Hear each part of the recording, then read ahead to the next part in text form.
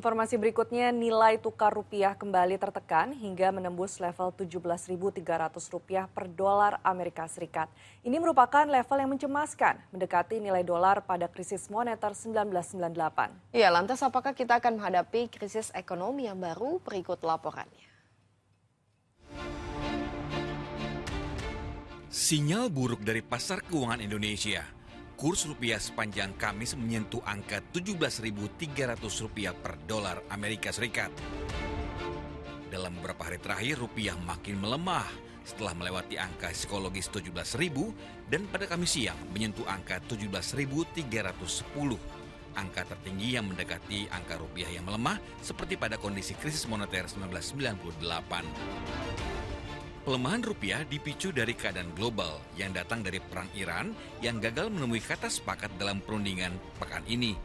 Tetapi menurut pengamat keuangan, lemahnya rupiah tidak terburu-buru disimpulkan sebagai krisis ekonomi yang baru. 17.300 kan baru disentuh hari ini, Mbak. Kita jangan tergesa-gesa menggeneralisir fenomena satu hari untuk sesuatu yang sifatnya struktural. Kalau misalnya 17.300 ini fenomena sesaat, kemudian nanti mungkin ya kita nggak tahu karena kan nature dari goncangan ini, apalagi yang berasal dari luar ini kan, iya saya bisa katakan saya sebagai ekonom pertama kali lihat ini di dunia ya.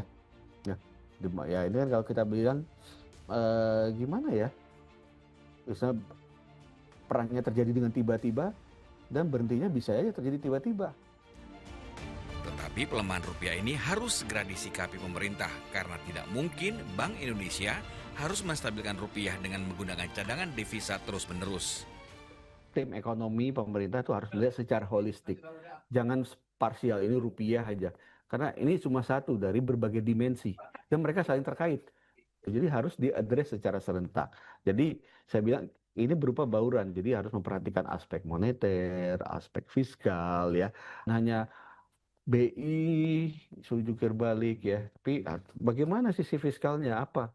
Kalau memang nanti harus terpaksa katakan ya kita harus realistis dan menelan pil pahit, harga-harga BBM naik dan mungkin bukan nggak mungkin listrik, karena kan kita banyak pakai diesel, ya kan? Batu bara, ya jadi begitu itu tentu harus ada kompensasi supaya pertumbuhan ekonomi nggak anjlok terlalu dalam.